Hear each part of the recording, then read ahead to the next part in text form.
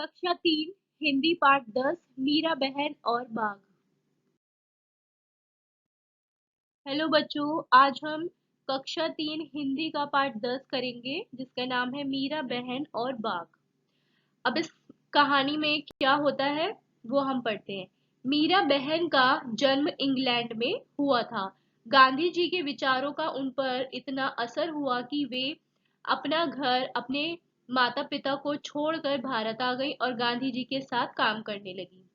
आजादी के 5 साल बाद उन्होंने उत्तर प्रदेश के एक पहाड़ी गांव गेवली में गोपाल आश्रम की स्थापना करी। उस आश्रम में मीरा बहन का बहुत सारा समय पालतू पशुओं की देखभाल में बीतता था। लेकिन गेवली गांव के आसपास के जंगलों में बाघ जैसे खतरनाक जानवर भी रहते थे।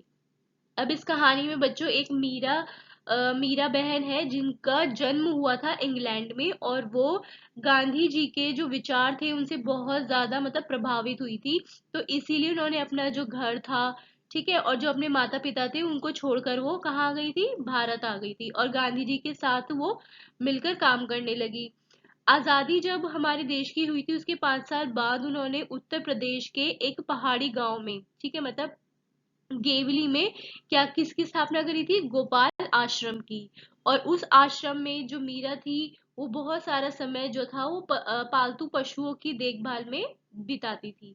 ठीक है, पालतू पशुओं की देखभाल करती थी। तो गेवली गांव के आसपास के जो जितने भी जंगल थे ना, वहां पर बाघ जैसे खतरनाक जानवर भी रहा करते थे।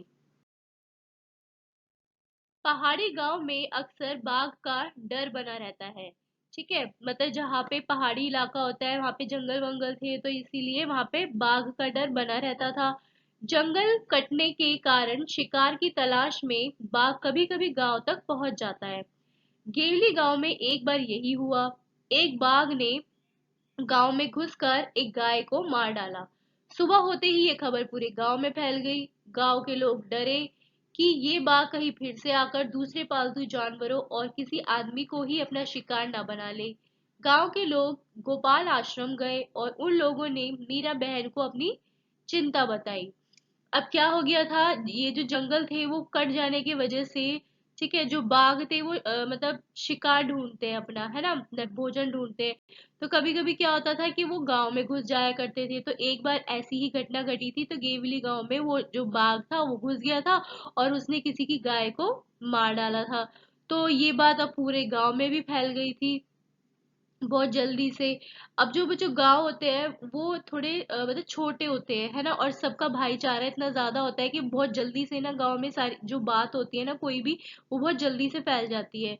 और गांव के लोग इस घटना से बहुत ज्यादा डर गए थे कि कहीं ऐसा ना हो कि अभी तो इसने गाय मारी है, कभी क्या पता अगली बार वो किसी आदमी पर भी हमला कर दे। तो इसीलिए जो गांव के लोग थे वो कहाँ गए, गोपाल आश्रम। और गोपाल आश्रम में कौन थी, मीरा बहन।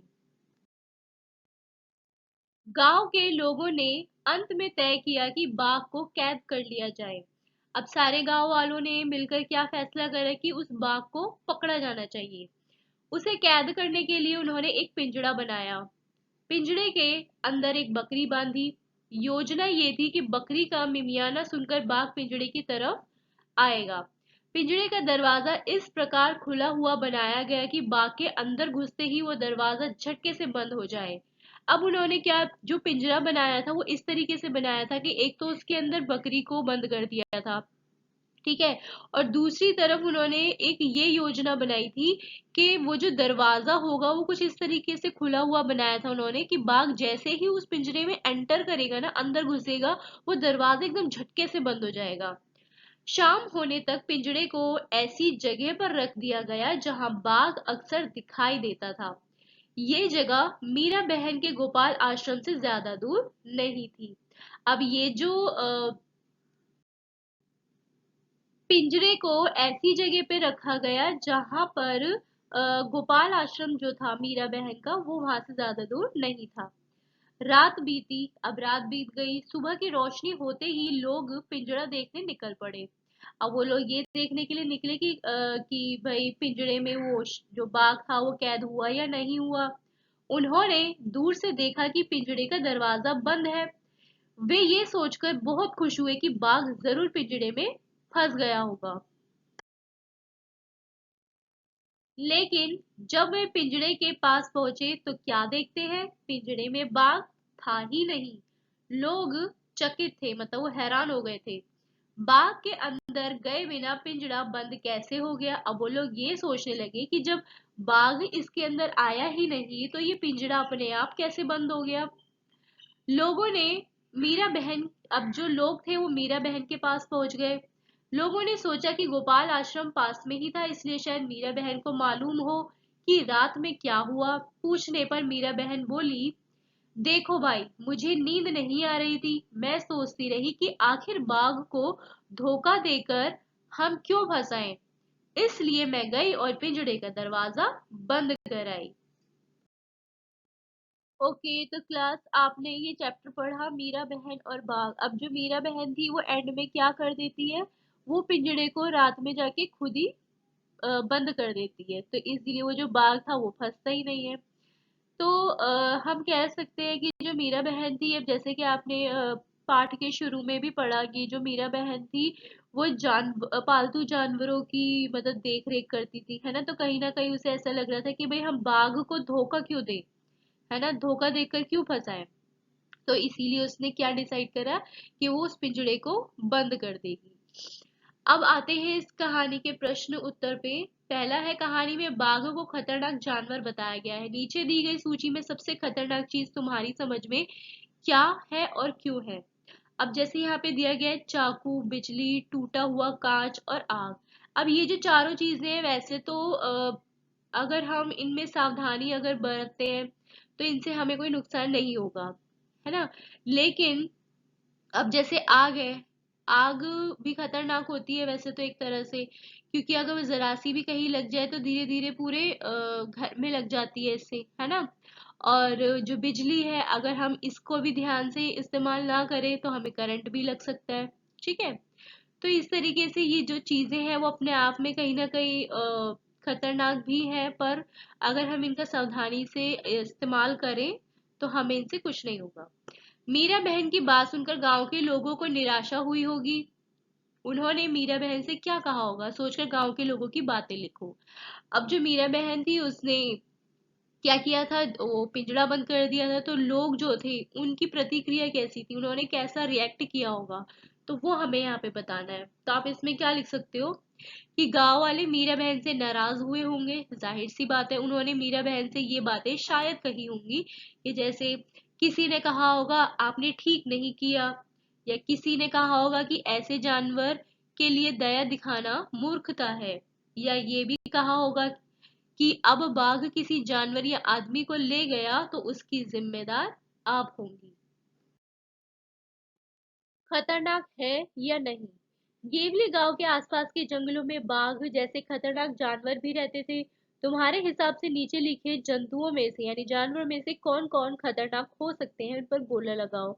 अब जैसे चीता है, राइट, और बिच्छू,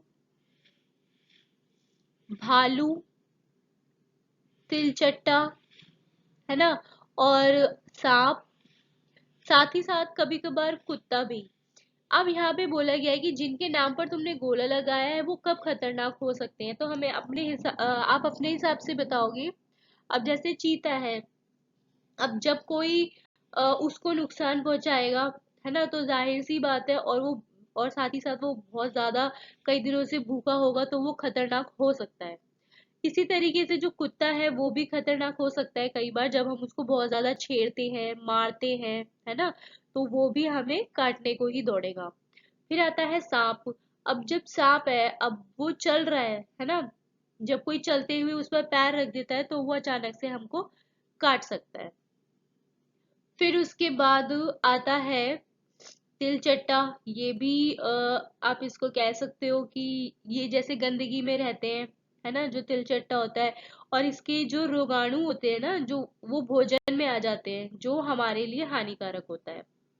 फिर इसके बाद बिच्छू है।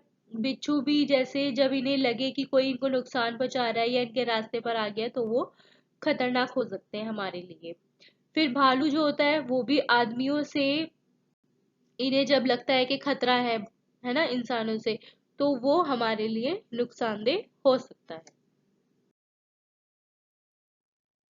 अगला है पिंजड़ा। चूहा पकड़ने का पिंजड़ा देकर बताओ कि वह अपने आप कैसे बंद हो जाता है और एक बार कैद हो जाने के बाद चूहा उससे बाहर क्यों नहीं आ पाता। अब आपने अपने अपने घरों में चूहेदानी देखी होगी, है ना, जिसमें चूहा पकड़ते हैं। तो आपने देखा है उसमें कि किस तरीके से वो पिंजड़ा होता है और कैसे बंद हो जाता है। तो आपको वही लिखना है यहाँ पे कि चूहा पकड़ने का जो पिंजड़ा है वो तारों का बना होता है ना, तारें होती हैं। इसमें बारीक जाली लगी होती है ताकि चूहा वापस ना निकल सके। बाहर का कुंडा निकल जाता है और दरवाजा बंद हो जाता है और चूहा उसमें फंस जाता है। अगला है, गांव वालों ने बाघ को पिंजड़े में बंद करने की योजना बनाई थी। किसी आजाद पशु या पक्षी को पिंजड़े में बंद करके रखना सही है या गलत, ऐसा क्यों। तो आप इसमें क्या लिखोगे, किसी आजाद पशु पक्षी को पिंजड़े में बंद करना ठीक नहीं है। आजादी सभी को ही अच्छी लगती है, इसमें हस्तक्षेप करने का या दखल अंदाजी करने का किसी को भी अधिकार नहीं है। लेकिन साथ ही साथ बच्चों, चीता और बाघ जैसे जो जानवर है, या शेर ही कह लो, तो ये जब बहुत ज्यादा हिंसक हो जाते हैं ना, जब जो मनुष्यों का, लोगों का, है ना, या दूसरे जानवरों का जब बहुत ज्यादा नुकसान करते हैं, उन्हें मारते चले जाते हैं, तो कई बार ऐसे जानवरों को कैद करना ही पड़ता है।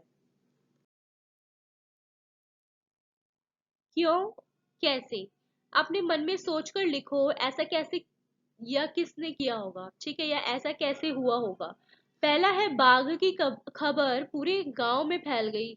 कैसे फैल गई थी, तो इसमें आप क्या लिखोगे। एक तो गांव बहुत छोटे होते हैं और यहाँ के जो लोग होते हैं उनमें भाईचारा भी बहुत अच्छा होता है, इसीलिए जो बात होती है वो बहुत जल्दी से ही पूरे गांव में फैल जाती है, इसलिए बाघ की खबर भी पूरे गांव में फैल गई। अगला है, लोग मीरा बहन के पास पहुंचे क्यों। मीरा बहन के पास क्यों पहुंचे थे वो लोग, क्योंकि लोग मीरा बहन के पास अपनी परेशानी बताने गए थे। उन्हें पूरा यकीन था कि मीरा बहन उनकी समस्या का कोई ना कोई हल निकाल लेंगी। आगे है, पिंजड़ा बिना बाघ के बंद हो गया कैसे, क्योंकि वो मीरा बहन ने बंद कर दिया था, है ना। पिंजड़ा बिना बाघ के ही बंद हो गया क्योंकि मीरा बहन ने उसे रात में जाकर बंद कर दिया था। पाठ से आगे ये सभी चित्र किसी एक व्यक्ति से जुड़े हुए हैं। पता करो कौन। अब ये व्यक्ति कौन है, ये सारी चीजें जैसे चरखा, घड़ी, ये तीन बंदर, लाठी, चश्मा, चप्पल, ये सारे किससे, किस व्यक्ति से जुड़े हैं, महात्मा गांधी से, ठीक है।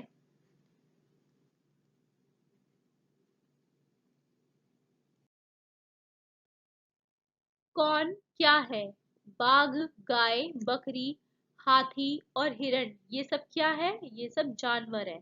नीचे लिखी हुई चीजें क्या है, खाली जगहों में लिखो। अगरतला, अल्मोड़ा, रायपुर, कोच्चि, वडोदरा, ये सब क्या है, ये सब किसी शहर के नाम है, ठीक है। जलेबी, लड्डू, मैसूर पाक, कलाकंद, पेड़ा, ये सब क्या है, ये मिठाइयाँ हैं।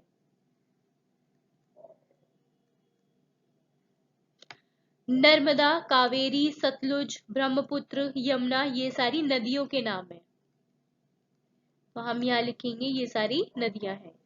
अगला है, बरगद, नारियल, पीपल, चीड़, नीम, ये सारे पेड़ों के नाम है, तो हम यहाँ लिखेंगे ये सारे पेड़ हैं। गेहूं, बाजरा, चावल, रागी, मक्का, ये सब क्या है, अनाज है जो हम खाते हैं। फिर है कुर्ता, साड़ी, फिरन, लहंगा, कमीज, ये सब क्या है, कपड़े हैं, है ना, जो हम पहनते हैं। तो हम यहाँ क्या लिखेंगे, ये सब वस्त्र है या कपड़े हैं।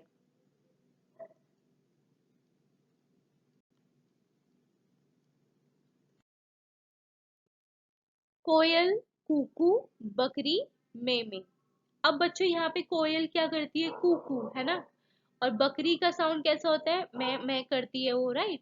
तो जानवरों की जो बोलियां होती है वो अलग अलग होती है हर जानवर की, ठीक है। तो जानवरों की बोलियां तो तुमने सुनी ही होंगी। कोयल की बोली को जैसे कूकना कहते हैं और मक्खी की बोली को भिनभिनाना। वैसे ही दूसरे जानवरों की बोलियों के नाम भी हैं। नीचे दिए गए खाने में एक तरफ जानवरों के नाम है, दूसरी तरफ उनकी बोलियां हैं। ढूंढ ढूंढ निकालो कौन सी बोली किसकी है। तो यहाँ पे आपको मैच करना है कि कौन से जानवर की कौन सी बोली है। अब जैसे भैंस है, भैंस क्या करती है? भैंस रंभाना, रंभाती है। घोड़ा क्या करता है? हिनहिनाता है। हाथी चिंघाड़ना, चिंघाड़ता है। बकरी क्या करती है? मिमियाती है। इसी तरीके से जो शेर है वो दहाड़ता है। गधा रेंकता है। गाय रंभाना यानी रंभाती है। और कुत्ता क्या करता है? भौंकता है। ठीक करो। हवाई जहाज आसमान उड़ रहा है। अब हवाई जहाज आसमान उड़ रहा है, यहाँ पे क्या लिखेंगे? हवाई जहाज आसमान में उड़ रहा है। ठीक है, ये करेक्ट करके लिखा है। अब इसी तरह इन ये जो वाक्य दे रखे हैं आपको आपको इन्हें ठीक करना है। जैसे पहला है, धूप बैठकर ढोकला खाया। धूप बैठकर तो कोई वाक्य नहीं बना है ना, यानी हम क्या लिखेंगे यहाँ पे? धूप में बैठकर। पुतुल काम करने मना कर दिया, तो हम यहाँ क्या ठीक करेंगे? पुतुल ने काम करने से मना कर दिया, तो ये करेक्ट होगी। क्या बना? पुतुल ने काम करने से मना कर दिया। लता सब मूंगफली खिलाई, तो लता ने सब को मूंगफली खिलाई। ठीक है। पहाड़ी गांव बाघ डर बना रहता है। पहाड़ी गांव में बाघ का डर बना रहता है। अब नीचे लिखा है कि अब ये सभी शब्द फिर से लिखो जिन्हें तुमने जोड़ा है। अब हमने क्या क्या जोड़ा है वो यहां लिख देंगे। में, ने, से, को, का। ठीक है। ओके, तो बच्चों आपकी कहानी के बाद लास्ट में आपको एक और कहानी दी गई है, कहानी की कहानी। कहानी सुनने में हम सबको मजा आता है। तुम्हें घर पर कौन कहानी सुनाता है? किसकी कहानियां सबसे अच्छी लगती है आपको? किसका सुनाने का तरीका सबसे मजेदार है और भला क्यों है? तो अब हम पढ़ते हैं इसको। बहुत पुरानी बात है, तब भी लोग कहानियां सुनते और सुनाते थे। राजा रानी, परियों की कहानी, शेर और गीदड़ की कहानी। माँ बाप बच्चे दादा नानी को घेर कर बैठ जाते और बार बार अपनी मनपसंद कहानी सुनते। बड़े होने पर वो बच्चे अपने बच्चों को कहानी सुनाते। फिर बड़े होकर बच्चे आगे अपने बच्चों को वही कहानियां सुनाते। इसी तरह कहानियों का ये जो सिलसिला है वो आगे बढ़ता है। उनके बच्चों के बच्चे, फिर उनके बच्चों के बच्चे उन कहानियों का मजा लेते जाते। सुनने सुनाने से ही कई कहानियां आज हम तक पहुंची हैं।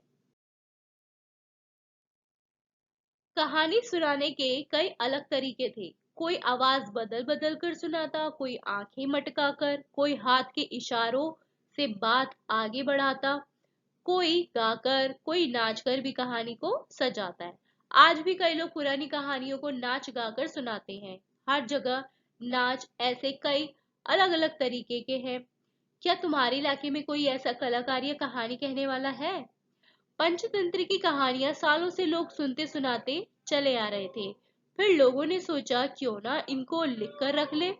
इस तरह भूलेंगे भी नहीं, है ना, और ये संभल कर भी रखी रहेंगी। ऐसी कई कहानियों को एक साथ पोथी में लिख लिया गया और उस पोथी का नाम क्या रख दिया गया? पंचतंत्र। तो बच्चों जैसे आप इस पिक्चर में देख रहे हो, ठीक है, इससे कहा जाता है पोथी। इस तरीके से पहले कहानी को लिख लिया गया था। उस समय लोगों के पास कागज और किताबें होती नहीं थी, तो सोचो कहानियों को कैसे लिखा गया होगा। उस जमाने में लोग पत्तों पर या पत्थर पर लिखते थे। ठीक है। अब पहले के टाइम में, बहुत पहले के टाइम में क्या होता था कि कागज हमारे पास नहीं थे, किताबें नहीं थी, तो लोग जो थे वो कहानियां कैसे लिखते थे? पत्थरों पर, या फिर जो पत्तियां होती हैं, पत्ते होते हैं बड़े बड़े, उन पर। पेड़ की छाल का भी इस्तेमाल करते थे। अब आपने खजूर के बड़े पत्ते देखे हैं? उनको क्या करते थे वो लोग, छाया में पहले तो सुखा लेते थे, फिर तेल लगाकर उनको नरम बनाकर फिर उस पर कहानी लिखते थे। अब सवाल उठता है कि वो लिखते कैसे थे, क्योंकि पेंसिल और पेन भी नहीं होते थे पहले तो वो लोग क्या करते थे,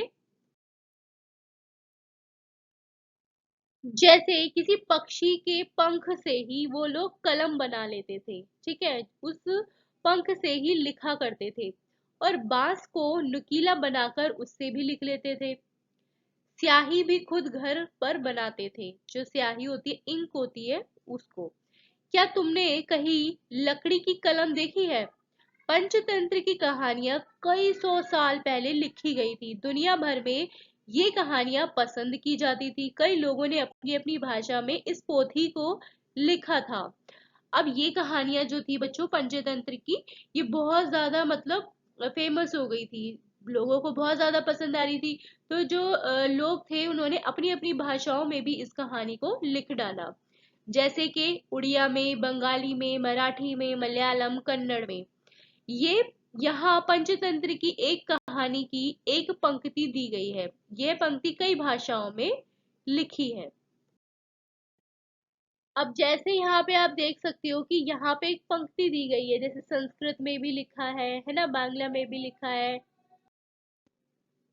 हिंदी में भी ये जो सेंटेंस है लिखा हुआ है, किसी वन के एक इलाके में वज्रदंष्ट्र नाम का एक सिंह रहता था, सिंह यानी शेर, ठीक है। तो ये जो सेंटेंस था ये कई भाषाओं में लिखा गया। अब आपसे पूछा गया है कि इनमें से तुमने कौन सी भाषा पहचान पाया, क्या कोई पुरानी पोथी तुमने अपने आसपास देखी है?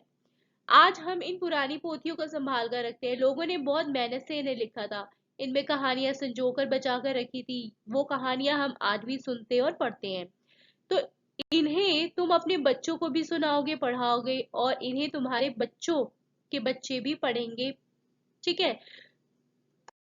तो बच्चों यहाँ पर हमें कहानियों के बारे में बताया गया है कि किस तरीके से पहले के जो लोग थे, बहुत साल पहले, वो किस तरीके से कहानियां लिखते थे, है ना। जैसे कि आपने पढ़ा कि किताब या फिर कोई कागज तो होता नहीं था, तो वो लोग पत्तों पे और मतलब जो पेड़ की छाल होती है उन पर लिख लिया करते थे, है ना, याद के तौर पर, ताकि उनके बच्चों को सुना सके, फिर उनके बच्चों के बच्चों को वो सुना सके। तो इस तरीके से वो लोग कहानियों को लिखते थे। Do like, share and subscribe and keep watching. Thank you.